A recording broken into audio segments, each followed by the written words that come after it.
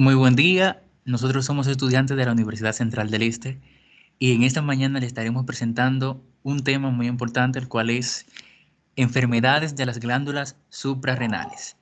Estamos actualmente cursando la materia de Fisiopatología 2 con el doctor Saúl Castro.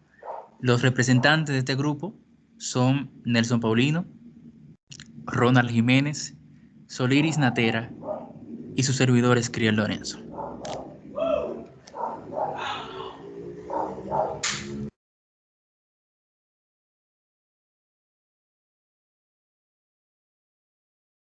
Muy buenos días, mi nombre es Nelson Paulino. En esta mañana me toca compartir con ustedes el tema enfermedades de la corteza suprarrenal. Este tema le va a dar continuidad mi compañero Ronald, pero antes que nada debemos de saber qué es la corteza suprarrenal. Bueno, la corteza suprarrenal es la parte exterior de la glándula suprarrenal, construida en tres capas. El área interna del órgano llamado médula suprarrenal. La corteza constituye aproximadamente 4/5 partes del peso total de la glándula suprarrenal. Las tres capas de la corteza suprarrenal son zona glomerulosa, zona fasciculata y zona reticularis. En la zona glomerulosa encontramos una zona más estrecha, justo debajo de la cápsula del tejido conectivo. Aquí, los núcleos celulares redondeados y ricos en cromátina están dispuestos en nidos redondos e irregulares. Contienen gránulos lipoides. En la zona fasciculata, la capa media y más ancha de la corteza suprarrenal es esta.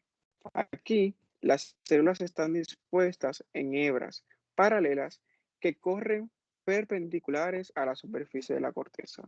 Y por último, la zona reticularis es el que las células más pequeñas, pobres en lípidos y ricas en pigmentos, es que están dispuestas en hebras reticulares. Podemos caracterizar estas zonas como dinámicas y cambian a lo largo de la zona fasciculata domina hasta la pubertad, después de lo cual la zona glomerulosa y la zona reticulares ocupan más espacio. Ese es el último también muestra signos de degeneración conforme a la edad. Pero, ¿qué hormonas producen la corteza suprarrenal? Se producen diferentes hormonas en cada una de las tres capas de la corteza suprarrenal. En la zona glomerulosa se encuentra la mineralocorticoides, especialmente aldosterona. En la zona fasciculata, que es glucocorticoides, especialmente cortisol. En la zona reticular, los andrógenos, principalmente de hidroepiandrosterona y pequeñas cantidades de testosterona y estrógeno. La liberación de estas hormonas está controlada por ACTH, una hormona pituitaria. Para formar estas hormonas esteroides se requiere colesterol, que proviene de los alimentos o de la síntesis endógena del cuerpo y es absorbido por la corteza suprarrenal a través de un receptor. Entonces, ¿cuál es la función de estas hormonas individuales? Tenemos que tener por entendido que todas las hormonas de la corteza suprarrenal realizan funciones vitales en el cuerpo. Tenemos que los corticoides minerales, como la aldosterona, esta es que los mineralocorticoides, especialmente la aldosterona, como había mencionado, de la zona glomerulosa, el área externa, son vitales para el equilibrio hídrico y electrolítico. Influyen y regulan la presión arterial y el volumen de los vasos sanguíneos. La secreción de esta está controlada por diversas hormonas, sobre todo por el llamado sistema regina-angiotensina, por la serotonina y la prostaglandina, pero también por ACTH, una hormona de la glándula pituitaria. También tenemos por entendido otro tipo de hormona que es la glucocorticoides, especialmente llamada cortisol. En esta podemos encontrar diferentes características que pueden desempeñar la función de la misma, dando una importancia característica sin menospreciar la misma, siendo esta su función libre en información, libre en sustancias que pueden ayudar a comprender la misma. Entonces, el glucocorticoides, como el cortisol, en la zona fasciculata, en el área de la corteza suprarrenal, son vitales para la regulación del metabolismo de carbohidratos, grasas y proteínas. Promueven el suministro de glucosa a partir de los aminoácidos, componentes básicos de la proteína. También encontramos lo que son los andrógenos. Los andrógenos se producen en una zona reticularis, la parte más interna de la corteza suprarrenal, y también en los testículos. El representante más importante es la testosterona. Los andrógenos influyen en el desarrollo de las características sexuales masculinas. Su distribución también está controlada por ACTH. Ahora viene mi compañero que estará explicando sobre los problemas que puede causar la glándula suprarrenal conforme a sus patologías. Bien. Alteraciones de la función glucocorticoide.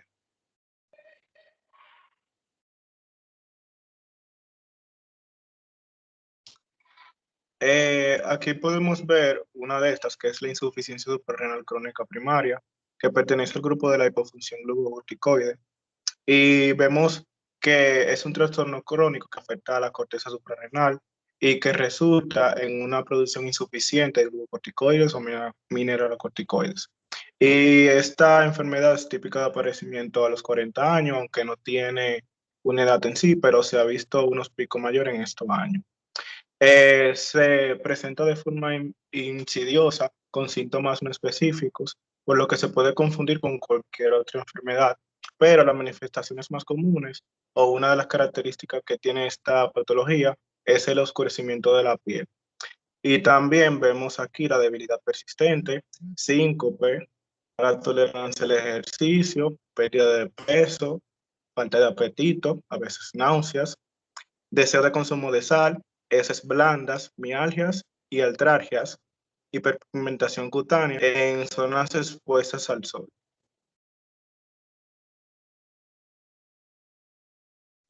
También está la insuficiencia suprarrenal secundaria, que se produce por un déficit de la secreción de ACTH. Las diferencias fundamentales son la ausencia de despigmentación a diferencia de la primaria, ya que la ACTH no está incrementada y que la función mineralocorticoide está preservada. También una de las características o de las causas principales está el panhipoparatiroidismo, que puede ser secundario a tumores hipofisiarios, otros diversos tumores, granulomas y rara vez algunas infecciones o traumatismos que destruyen el tejido hipofisiario. En las personas jóvenes, el panhipopituitarismo puede ser secundario a un craneofaringoma. Los síntomas son muy similares a la enfermedad de Addison e incluyen la fatiga, la debilidad, la pérdida de peso, náuseas, vómito y diarrea.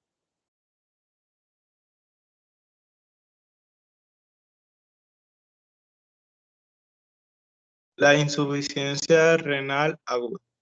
La insuficiencia renal aguda puede ocurrir por derivado de lo siguiente, cuando hay un daño directamente a la glándula suprarrenal, debido a una enfermedad de Addison, por ejemplo, o otra enfermedad de la glándula suprarrenal, o también por una cirugía.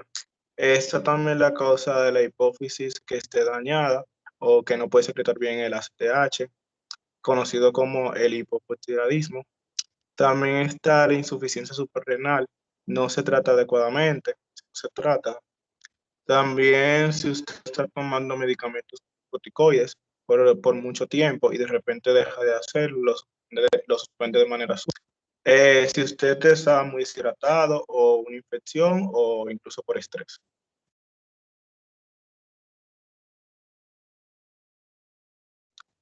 El síndrome de Cushing, que es una afección que se produce debido a la exposición a altos niveles de cortisol durante un tiempo muy prolongado.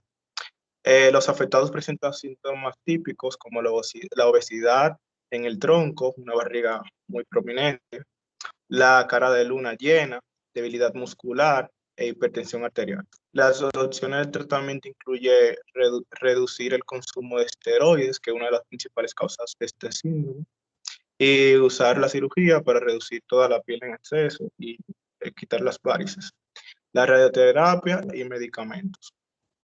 El síndrome de androgenital, que es causado por hiperplasia o un agrandamiento o un crecimiento de la corteza suprarrenal. Hay un desarrollo prematuro de las características sexuales masculinas en los niños. Hay una virilización en las niñas.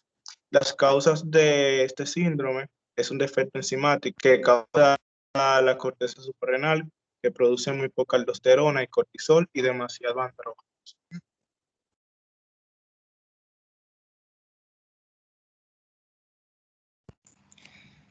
Bien, en este momento le estaré hablando sobre una de las enfermedades de la médula suprarrenal más importante, que es el feocromocitoma. Un tumor de la médula suprarrenal, específicamente adrenal, se origina de las células cromafines y producen una secreción aumentada y no regulada de catecolaminas. Puede presentarse con un solo tumor o como múltiples tumores. Algo que vale la pena decir es que el 75% de los feocromocitomas son esporádicos, el 25% y hasta el 40% de los casos se forman en la infancia y forman parte de diversos síndromes hereditarios, como es el MEM tipo 2, enfermedad de von Hippel-Lindau, neurofibromatosis tipo 1 y diversos síndromes de paraganglioma familiar. La incidencia y la prevalencia reales del feocromocitoma se desconocen, pero se estima que del 0,1 al 0,6% de los cohetos tienen hipertensión arterial.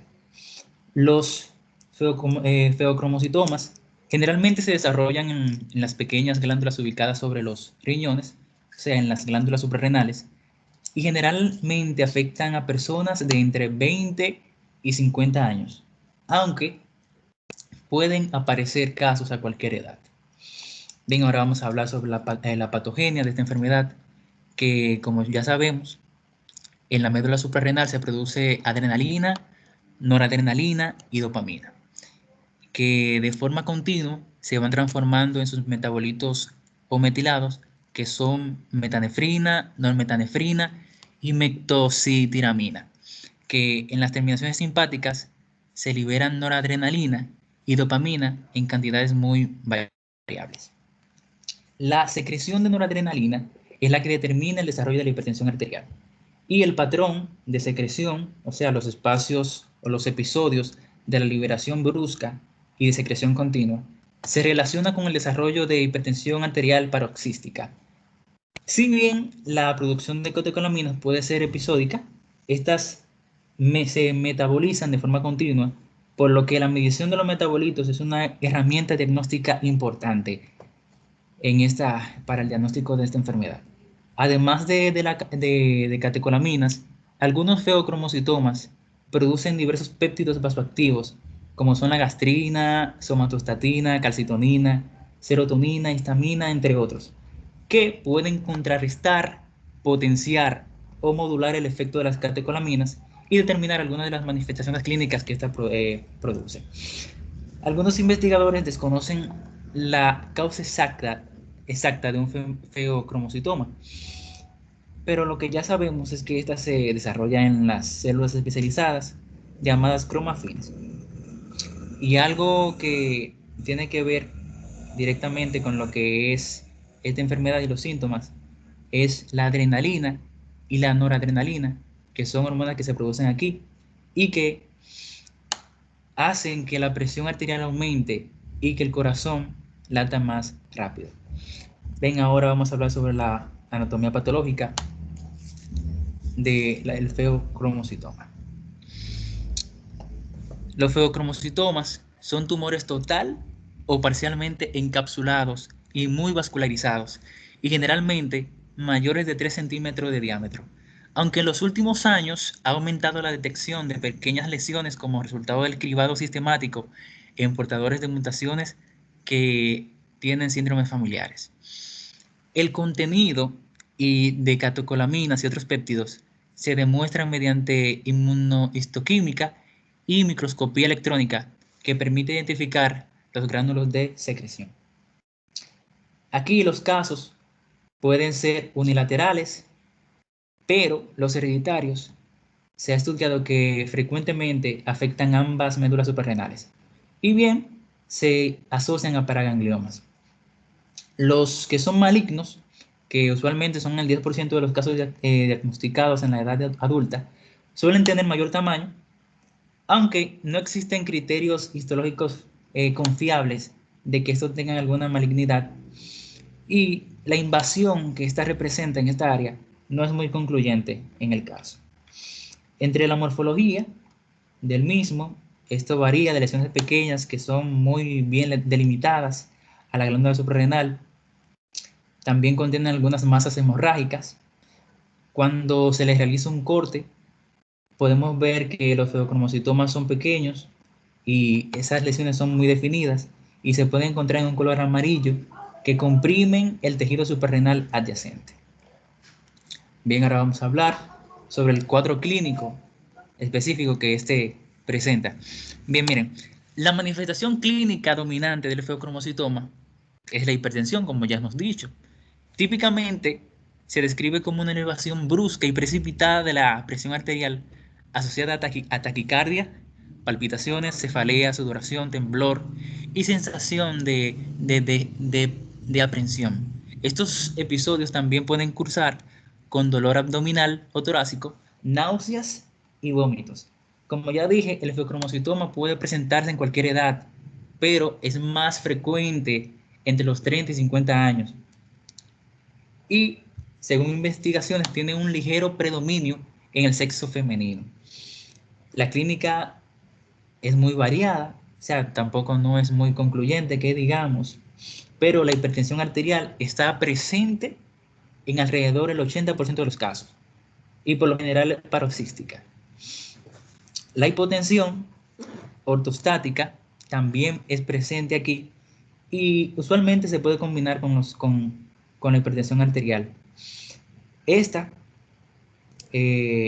también puede presentar otras manifestaciones como es la ansiedad, miocardiopatías, presión abdominal. También se puede decir que los síntomas pueden ocurrir de una forma espontánea o precipitarse con el coito, la defecación, la micción y el ejercicio. Y ahora vamos a hablar de cómo diagnosticamos esta enfermedad. Hay 4 maneras en las cuales nosotros podemos diagnosticar lo que es un feocromocitoma, que es por medio de un diagnóstico diferencial, un diagnóstico bioquímico, por medio de la localización del feocromocitoma y también de una manera genética. En la manera diferencial, podemos decir que las manifestaciones del feocromocitoma son tan variadas que algunos escritores la conocen como el gran simulador, pero podemos ver que situaciones como la hipertensión arterial asociada con crisis de ansiedad, ingesta de cocaína, anfetaminas y otros agentes simpático-miméticos y hasta el hipertiroidismo pueden confundirse con un feocromocitoma. Por ende, tenemos que hacer un diagnóstico muy amplio para determinar si nuestro paciente cuenta o no con un feocromocitoma. También vamos por el diagnóstico bioquímico, que se basa en la demostración analítica de la hiperproducción de catecolaminas y sus metabolitos. Su estudio está indicado cuando existe un cuadro clínico compatible en la investigación de tumores suprarrenales y cuando se sospecha un síndrome hereditario, ya sea por identificación de la mutación germinal de otros tumores o de algunas manifestaciones asociadas. Cabe resaltar que la variabilidad del fenotipo bioquímico de estos tumores hace que ningún parámetro ofrezca una precisión diagnóstica del 100%. Así que se recomienda determinar los metabolitos o metilados, o sea, metanefrina y normometanefrina en la orina de 24 horas o también en la sangre. También utilizamos el diagnóstico de localización, que busca localizar el feocromocitoma o el paraganglioma. La ecografía únicamente es útil en casos urgentes durante la gestación y en la edad pediátrica, pero los estudios de imagen recomendados para poder determinar y dar un diagnóstico confiable es la tomografía computarizada y la resonancia magnética, que son métodos con una alta resolución espacial que además de localizar el tumor, nos ayudan a obtener una importante información sobre la extensión, la invasión y sobre qué lugares y también si puede existir una metástasis en el mismo. Y en el genético, podemos ver que el feocromocitoma hereditario integra diversas entidades transmitidas con patrón autosómico dominante en relación con un oncogen, que puede ser el RET o el MEN2. Estas también se ven que están relacionadas con la enfermedad del von Hippel-Lindau, la neurofibromatosis tipo 1 y síndrome de paraganglioma feocromocitoma familiar, entre otros. Bien, ahora hablaremos sobre el pronóstico de estas personas con feocromocitoma. La supervivencia a los 5 años de los pacientes intervenidos por feocromocitoma aparentemente benigno es de un 96%, pero la mortalidad global de los feocromocitomas malignos es del 60% a los 5 años. Bien, no hay criterios histológicos certeros de la benignidad, y aunque se han descrito recurrencias locales, metástasis o el desarrollo de nuevas lesiones primarias hasta los años de latencia, se recomienda el seguimiento prolongado de todos los pacientes, al menos por 10 años. En los casos de mayor riesgo, o sea que haya tumores de gran tamaño o localmente invasivos o de localización extrasuprarrenal, se debe de hacer un control más estricto y se podría decir que debería de ser de por vida. La evolución natural de estas lesiones es muy variable, ya que en el 50% de los casos existe una rápida progresión y una muerte antes de los 5 años, mientras que la otra mitad de los pacientes presenta un curso indolente con larga supervivencia a pesar de la existencia de una enfermedad metastásica.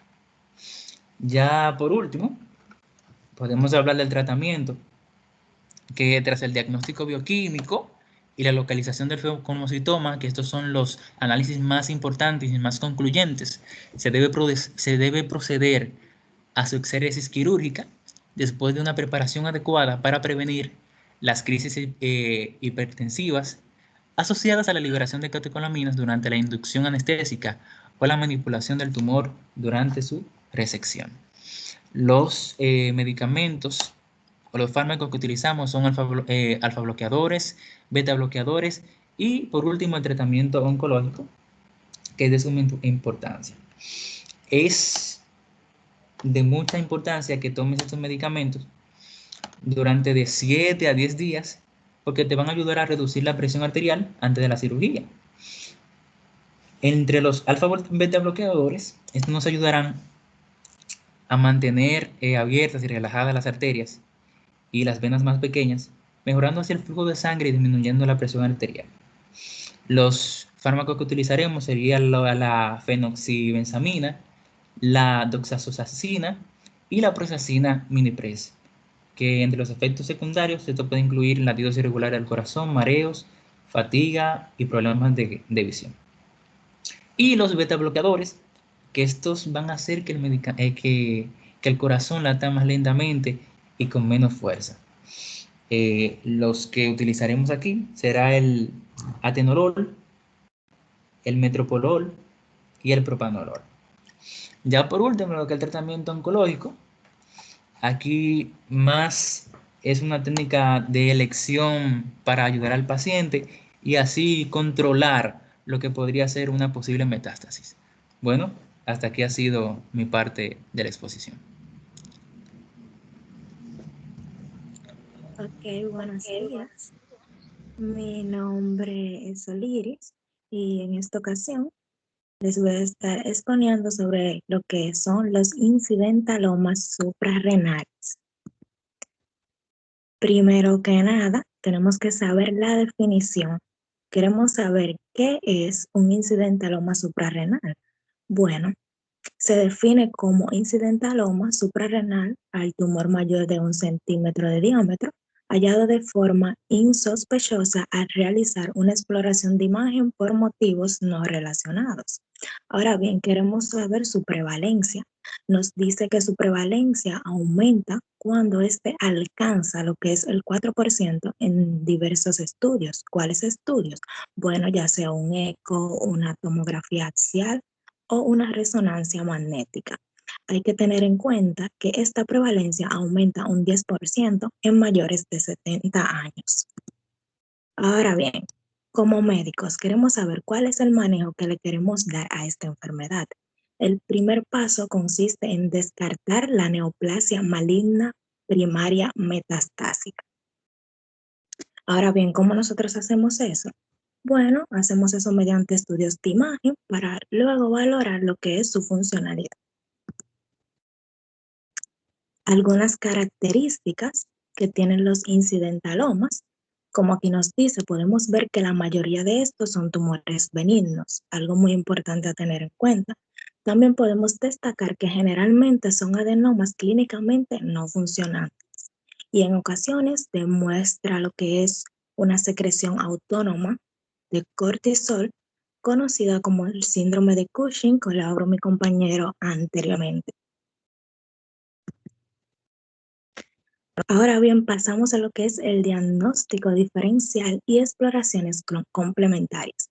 Aquí vemos que el principal reto del incidentaloma suprarrenal, ¿qué es? Bueno, tenemos que descartar lo que es una lesión maligna. Debemos de saber el tamaño, las características de la imagen y la histología que la podemos obtener mediante una punción transcutánea si se considera necesario. Son útiles para estudiar lo que son las lesiones sospechosas. También tenemos que el carcinoma suprarrenal es más prevalente en las lesiones mayores de 4 centímetros. ¿Por qué? Bueno, estaré explicando por qué más adelante. Tenemos que la tomografía computarizada y que en menos ocasiones la resonancia magnética son exploraciones imprescindibles para el estudio de estas lesiones. Podemos ver que en la caracterización de la lesión se tienen en cuenta, al igual que en otros órganos, su forma y su estructura. ¿Cuál es su estructura? Bueno, queremos saber si esta es homogénea o heterogénea. Ok, entonces vamos a hablar un poco de lo que es el carcinoma de la corteza suprarrenal.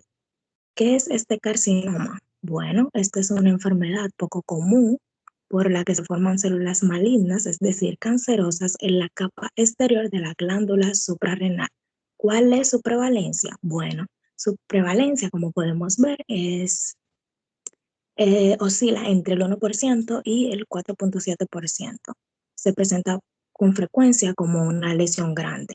Cuando hablamos de una lesión grande, ¿a qué nos referimos? Bueno, una lesión grande en un incidentaloma sería cuando éste sobrepasa lo que es el 4 y 6 centímetros. Por último, tenemos las metástasis localizadas en las suprarrenales que se representan entre un 0.7% y un 2.3% de los incidentalomas.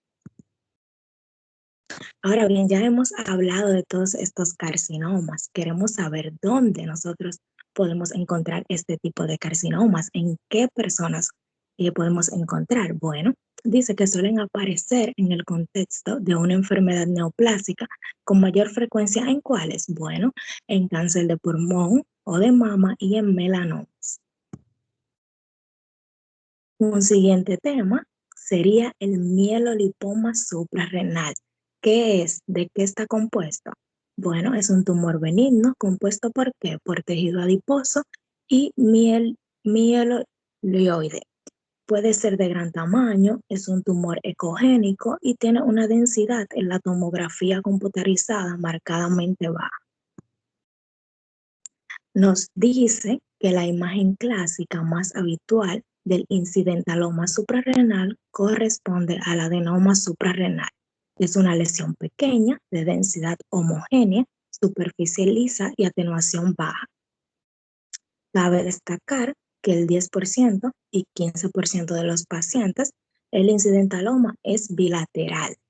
Muy importante que los incidentalomas en el 10 y en el 15% es bilateral.